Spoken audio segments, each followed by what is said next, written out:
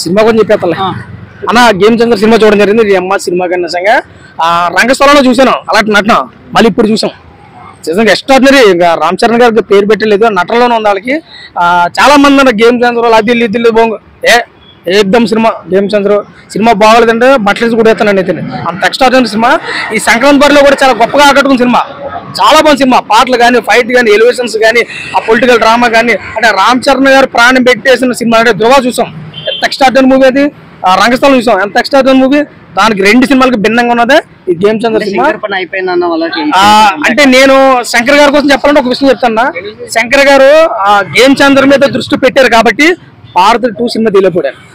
Bharat 2 cinema తీయలేదంటే game changer మీద పెట్టాడు దృష్టి, కాబట్టి భారత్ సినిమా పోయిందని డిసప్పాయింట్ అవ్వదు కదా. వాళ్ళ ప్రపంచం పెట్టి సినిమాయే ప్రపంచం. ఆ సినిమా కాబట్టి ఇంకోటి చేస్తారు, అది కడుతుంది. ఏదైనా కానీ ఈ గేమ్ చేంజర్ సినిమా చాలా గట్టిగా ఉంది. సాంగ్స్ అయితే ఇంకా చెప్పవసరం లేదు. ఇంకా రామ్ చరణ్ గారు నటన అయితే దండం పెట్టచ్చా, నటించేది సూపర్. ఇంకా వీళ్ళిద్దరూ అసలు శంకర్ గారి డైరెక్షన్, మనోడు స్క్రీన్ ప్రెజెంటేషన్ చాలా అత్యద్భుతంగా ఆకట్టుకుంది.